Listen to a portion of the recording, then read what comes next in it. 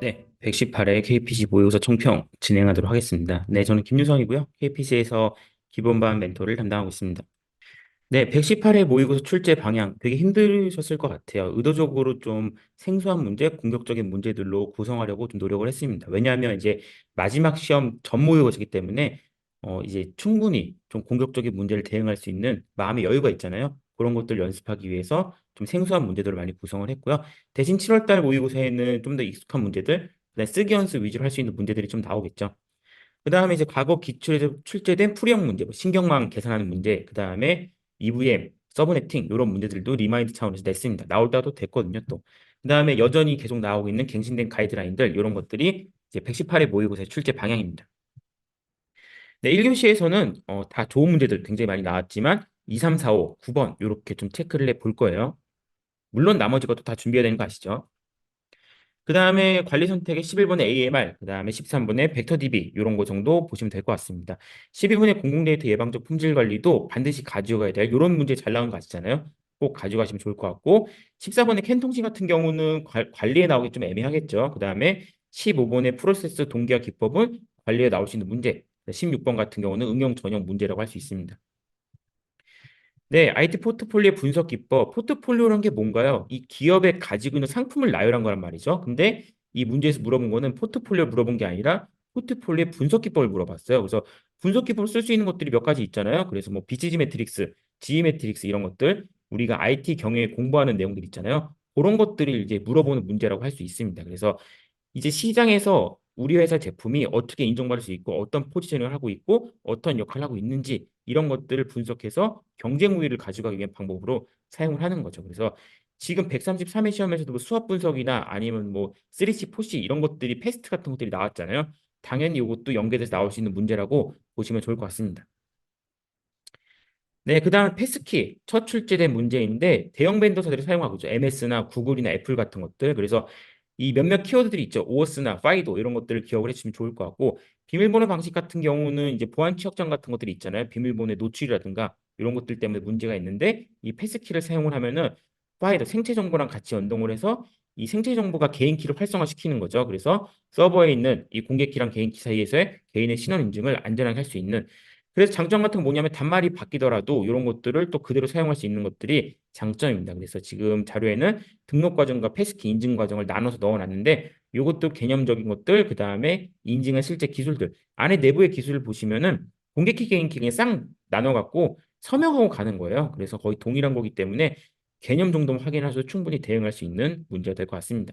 네, 소프트웨어 안전진단 영역, 소프트웨어 안전도 늘 출제된 영역 중에 하나죠. 시스템 안전을 위해서 소프트웨어 측면에 영향을 주는 안전 기능, 소프트웨어 품질 안전성 등의 안전 진단을 수행하는 영역입니다. 그래서 문제에서 물어본 거는 안전 진단 영역을 물어봤어요. 그래서 그 중에서 이제 안전 기능에 대한 충분성, 그 다음에 품질에 대한 안정성, 그 다음에 기반 소프트웨어 안정성 이런 것들이 지금 문제에서 물어보는 것들입니다. 근데 지금 물어보는 것들은 구축 단계에서의 그 영역이 아니에요.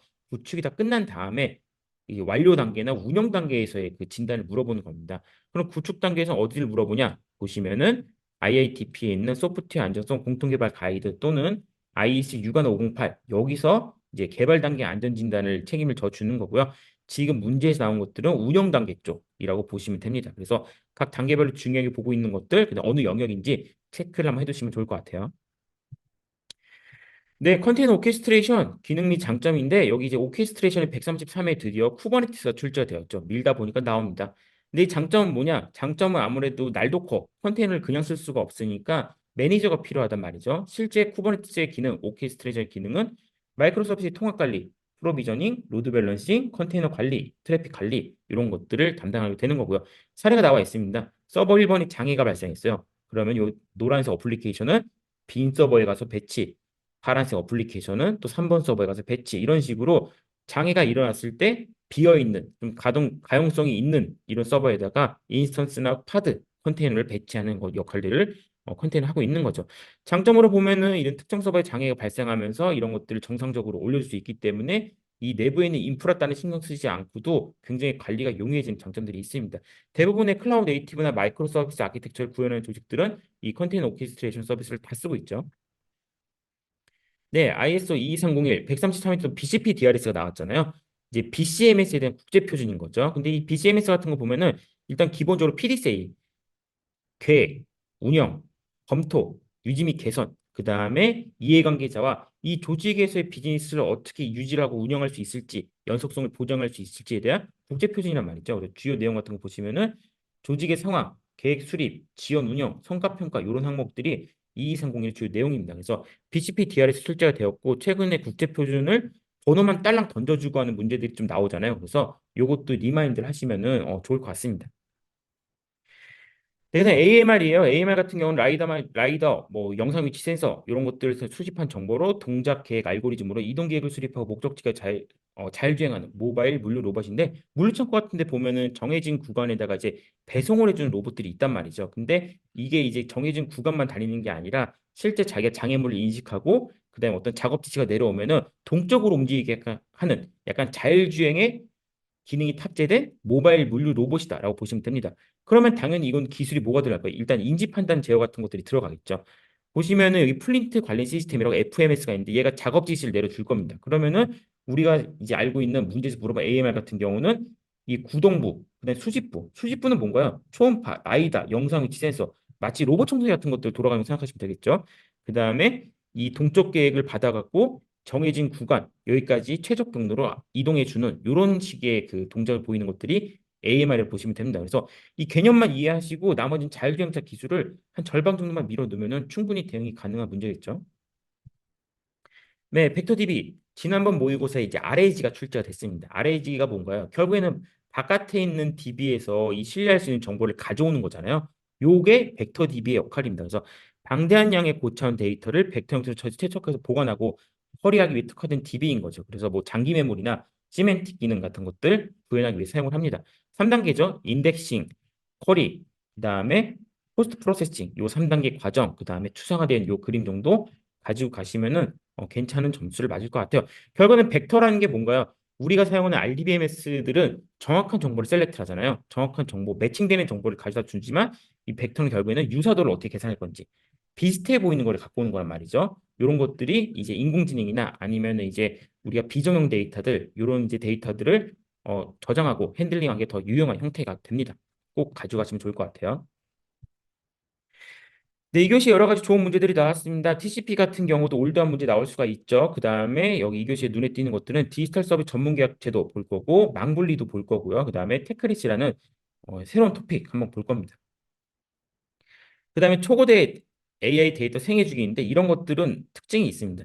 외우기는 어렵고 나올 거는 같다. 이런 것들이 다 도움으로 따는 것들이죠. 그 다음에 소버린 클라우드, 소버린 AI 쪽 지난번 모의고사 연장선상에 있는 문제입니다. 같이 볼 거고요. 그 다음에 엑스지큐티브 백도어 취약점 요것도 같이 볼 겁니다. 네, 디지털 서비스 이용계약 가이드라인이 2024년도 4월에 나왔어요. 참 부지런하게 가이드라인들을 업데이트를 하시죠. 그래서 여기서 얘기한 디지털 서비스는 뭐냐? 다 클라우드 관련된 것들입니다. IaaS, 파스, 그다음에 컨설팅 마이그레이션, 그다음에 클라우드 제공하는 융합 서비스들. 이런 것들을 이제 어떻게 쉽게 활용할 것이냐? 디지털 서비스 이용 중 시스템이라는 마켓플레이스가 있습니다. 여기 가보면은 상품에 대한 소개, 인증을 받았는지, 기관과 금액과 이런 것들이 잘 나와 있어요. 그러면은 이걸 가지고 마치 이제 물건 구매하는 것처럼 구매할 수가 있습니다. 그래서 뭐 자체 조달이냐, 중앙 조달이냐 이런 것들을 통해서 좀 더 쉽게 구매할 수 있도록 그래서 이 공공기관 같은 데들이 민간 클라우드를 좀 사용해서 시스템 혁신을 해야 되는데 DX를 하고 싶은데 다 이거를 다 알아보고 도입하기 어렵고 또 조달이라는 또 약간 장벽이 있기 때문에 이런 거 쉽게 할 수 있는 디지털 서비스 특화 전문 계약 제도를 만들어 놓은 겁니다. 이게 올해 4월에 다시 업데이트가 된 거죠. 꼭 가져가시면 좋을 것 같아요. 네, 망블리 규제 개선 간간히 나오는 문제 중에 하나입니다. 지금 망블리가 문제되는 것들이 여러 가지가 있어요. 그러니까 아까 좀 전에 얘기했던 공공 분야의 민간 클라우드 전환 여기서도 망블리가 문제가 되는 거고요. 오픈소스나 AI나 클라우드 신기술도 사용하려다 보니까 여러 가지 제약이 걸리는 거예요. 왜냐하면 이제 내부망, 외부망, 물리적 망블리, 논리적 망블리 하는 과정에서 데이터가 여기냐 여기냐 이런 것들을 좀 따지게 된단 말이죠. 그러다 보니까 이제 기존의 망블리가 연구개발, AI 활용, 클라우드 이런 것들을 사용하지 못하는 제약이 걸리고 그 다음에 기존의 망블리는 도메인 중심의 망블리입니다. 여기서는 이제 어떤 문제가 있냐면 분석 도구가 있고 분석할 데이터가 있는데 이런 것들이 다 서로 다른 망에 있어요. 분석 도구는 외부망에, 분석할 데이터는 내부망에. 그러다 보니까 데이터 중심 기반의 보안 망블리를 하다 보면은 분석할 데이터 분석 도구는 같은 망에, 그 다음에 기밀은 또 다른 망. 그러니까 내부냐 외부냐로 나누는 게 아니라 이 목적에 따라서 성격에 따라 데이터를 나눈다는 거죠. 그래서 좀 더 효율적으로 안전하게 관리할 수 있는 게 지금 추진하고 있는 망분리 현황입니다. 그래서 국정원이나 개인정보위원회, 디지털 플랫폼 정보위원회 이런 데가 TF 만들어서 논의를 진행 중인 이런 내용이라 보시면 될 것 같아요. 그래서 기존 망분리에 대한 논리, 물리, 뭐 SBC, CBC 이런 내용 플러스 도메인 중심이냐 데이터 중심이냐 이것도 가지고 가시면 좋을 것 같습니다. 네, 테크래시 새로 나왔어요. 테크놀로지와 그 다음에 사회 변화에 대한 대중의 반발을 뜻하는 백래시 이거에 대한 이제 합성어인 거죠. 그러니까 빅테크 기업의 과도한 영향력에 대한 독과점 등의 반발한 사회적 현상. 왜냐면 빅테크 기업이 다 해먹는단 말이죠. 이거는 뭐 메신저만 하는 줄 알았더니 뭐 쇼핑도 하고 금융도 하고 다 해먹는단 말이죠. 이제 빅테크 기업들이 독과점, 상태 시장 교란, 그 다음에 우월한 위치 선점, 락인 현상. 그러다 보니까 가격을 점점 슬금슬금 올리는 거죠. 데이터도 지금의 인공지능과 빅데이터 이런 4차 산업혁명에서 데이터가 굉장히 중요한데 이런 기업들이 데이터가 쏠리게 되어 있습니다. 그러다 보니까 이 데이터를 가지고 더 적극적인 사업 활동들을 할 수 있는 거죠. 그 다음에 적대적인 M&A, 문어발 사업 확장, 경쟁자를 인수해 제거한다는 이런 여러 가지 문제점들이 생겨갖고 제재를 가하려는 움직임들이 유럽이나 이제 해외 사례들은 많이 드러나고 있습니다. 그래서 이런 것들도 연계돼서 완벽하게 기술 문제는 아니지만 충분히 기술자 시험과 어울리는 주제인 것 같아요. 요거를 같이 넣어놨습니다. 확인해 보시면 좋을 것 같고요. 그다음에 데이터 주권, 서버린 클라우드, 서버린 AI입니다. 데이터 주권이라는 건 뭔가요? 국가 개인이 생성한 데이터에도 소유권을 포함해서 언제 어디서 어떻게 또 어떤 목적 사용할 건지 내가 결정할 수 있는 권리가 데이터 주권이란 말이죠. 서버린 클라우드는 이제 클라우드 서비스를 제공하는 국가 지역의 자체 데이터 센터 구축해서 현직 컴플라이언스 같은 걸 준수하면서 활용이 가능한 컴퓨팅이 서버린 클라우드였죠. 지난번에 나왔던.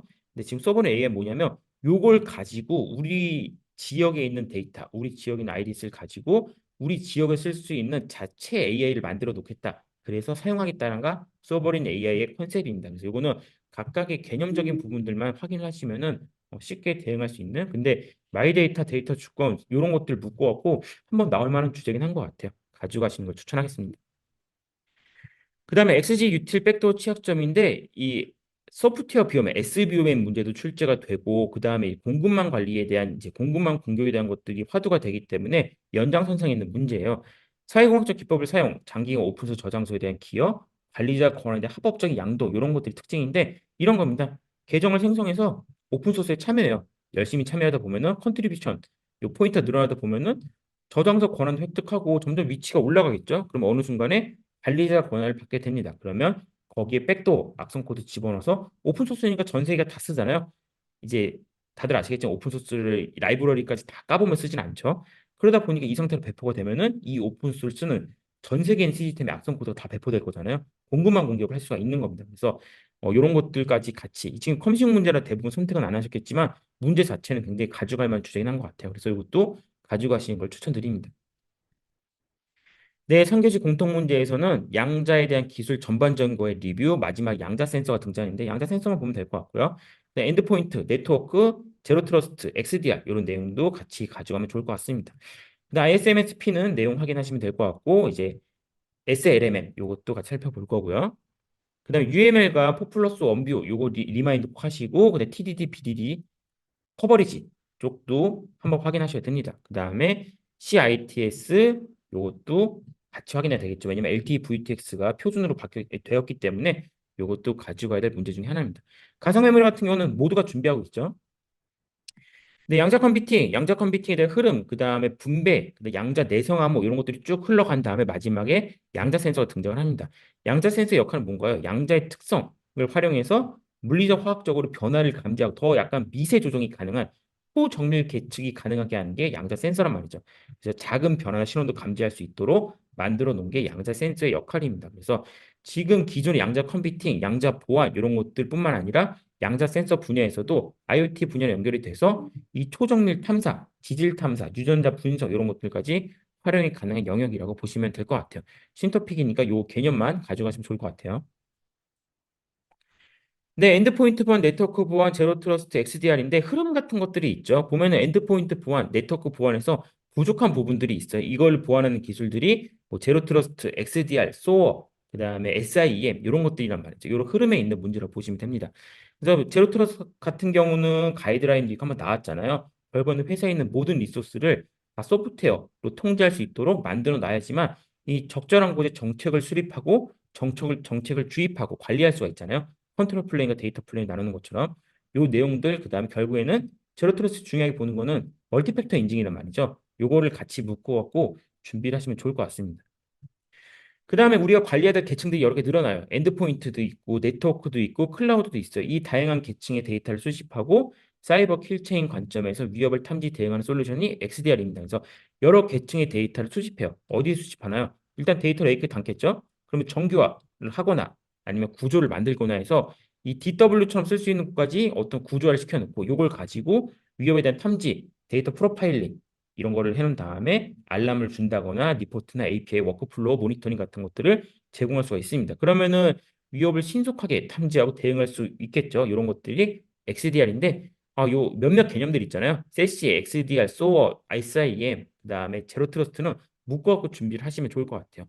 133에도 여러 가지 개념들을 한꺼번에 묶어갖고 다 물어본 문제들이 있었잖아요. 충분히 묶어서 나올 수 있을 만한 주제입니다. 그래서 요것도 체크를 해두시면 좋을 것 같아요.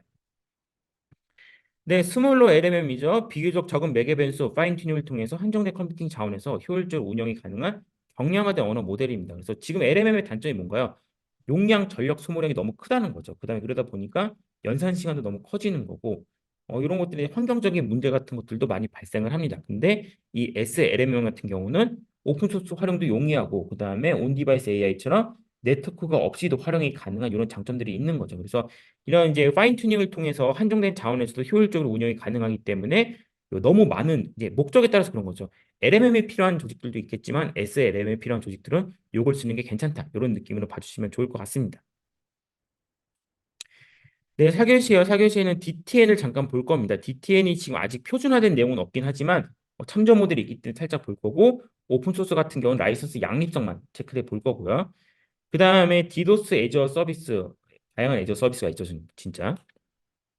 그 다음에 풀이형 문제들 다층신경마 요것도 한번 또 재출제될 때가 된 것 같아요. 네, 서브네팅과 개인정보 이런 것들 중요하게 가지고 가시면 좋을 것 같습니다. 네, 디도스에 대한 애저 서비스 뭔가요? 이 일반적인 디도스랑 차이는 뭐냐면 일반적인 디도스는 주체가 해커예요. 근데 이 디도스 애저 서비스는 의뢰인이 따로 있습니다. 그렇기 때문에 의뢰인을 특정하기가 어렵죠. 그 외에는 디도스랑 동일합니다. 좀비 PC 왕창 만들어서 공격 대상으로 밀어두면은 서비스가 마비가 되는 거죠. 가용성을 무너뜨리는 공격을 하는 거란 말이죠. 대응 방안, 수용량을 늘리거나 보안 솔루션 같은 것들 있잖아요. 뭐 방화벽에서 IP를 차단한다거나 룰셋을 집어넣는다거나 아니면은 뭐 안티디도스 장비 이런 것들 넣는 것들, 그다음에 전용 인프라 쓰는 것들, 아니면은 키세 제공하는 이제 사이버 디지털 대피소 같은 것들 있잖아요. 이런 것들 활용하는 방법을 관물기 관점에서 풍부하게 작성을 해주시면은 되는 문제입니다.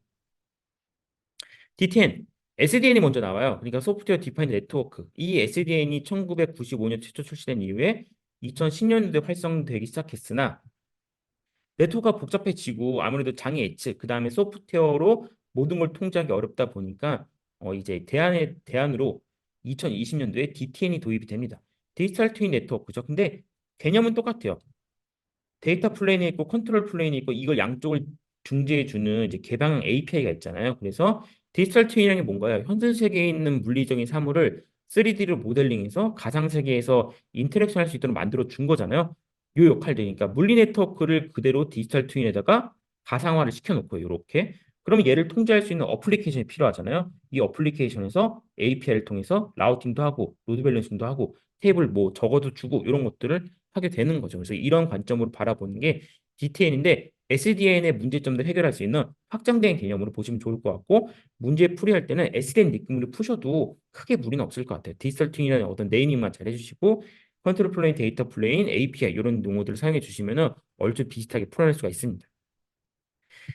네, 오픈소스의 라이선 양립성 문제입니다. 보시면은 오픈소스가 하나만 쓰지는 않죠. GPL과 LGPL, GPL과 아파치, MSD, 이런 PSD 같이 쓸 수가 있기 때문에 충돌나는 경우들이 있어요. 근데 보시면은 LGPL은 약간 약한 관점에서의 GPL이기 때문에 단순 링크된 코드에 의해서는 아파치 양립이 가능하죠. 근데 MPL과 아파치가 붙었다. 근데 MPL이 더 큰 저작물이에요. 그러면은 아파치 2.0에 대한 고지를 보존해야 되는 이런 이제 양립성과 충돌 조항들이 있단 말이죠. 그래서 이런 부분만 잘 확인하시면 되는 거고 기존에 이제 뭐 퍼미시브 계열이냐 아니면 이런 이제 허가형이냐 비허가형이냐 이런 거에 대한 학습은 다 되어 있으시니까 양립성 부분만 리마인드 하시고 넘어가시면 좋겠습니다. 네. 빠르게 리뷰를 진행을 했어요. 133회 시험 회고해 보셨겠지만 쉬운 토픽을 많이 물어보는 문제가 나오면 어떻게 대응할 것인가? 어차피 우리는 25분, 페이지는 3페이지 이상 쓰기 어렵단 말이죠. 그러면은 짧은 시간에 많은 주제를 담으려면 목차 연습, 재빠르게 뽑고 키워드를 밀어넣는 연습들을 하셔야 된단 말이죠. 그 다음에 이제 이거 이날통이라 부르더라고요. 인공지능 알고리즘 통계인데 최근 시험의 경향을 보세요. 어려운 게 나오나, 깊숙하게 있는 것이 나오나, 아닙니다. 그래서 대중적인 토픽들로 준비하시면 좋을 것 같고 최근에 시험 경향 기본적인 토픽들을 반복해 출제를 하잖아요. 오히려 이런 것들이 나왔을 때 3, 4달락에 이 어떻게 차별화 시킬지 수식이냐 아니면 다른 기본 토픽 알고리즘과 연계를 시킬 것이냐 고민해 보시면 좋을 것 같습니다. 134회까지 2달도 안 남았어요. 고민을 해보면 됩니다. 신규 토픽에 집착하시는 분들이 있죠. 내가 신규 토픽을 잘 쓰지 못해서 합격을 못하는 건가? 커버리지 때문에 합격을 못하는 건가? 고민해 보시면 좋을 것 같아요. 이미 학습한 토픽만 잘 돌려도 충분히 합격할 수 있는 최근의 출제 트렌드는 그렇습니다. 1년 이내 합숙 문제 중에서 아직 출제되지 않은 것들이 있어요. 이런 거에 대한 재점검도 중요하겠죠. 그래서 저희가 중간 합숙 같은 경우는 이런 식으로 출제를 많이 하긴 하는데 이런 것도 점검해 보시면 좋을 것 같아요. 결국에는 합숙에 있는 문제들이 나올 확률이 높긴 높단 말이죠. 그 다음에 이 갱신된 가이드라인 꾸준히 나오는데 다 커버하기는 어렵습니다. 그래서 몇몇 것들 선택하고 최대한 두음으로 왜냐하면 갱신이 되었다는 건 앞에 한번 정리를 했다는 의미잖아요.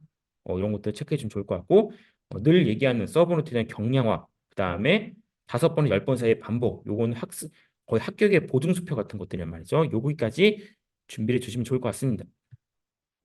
네, 134회 때는 다 기술사 합격을 하실 거고요. 그 다음에 공부한 거 다 나올 거고요. 무조건 붙을 거란 마음으로 써주시면 좋을 것 같아요. 중요한 건 꺾여도 그냥 하는 거죠.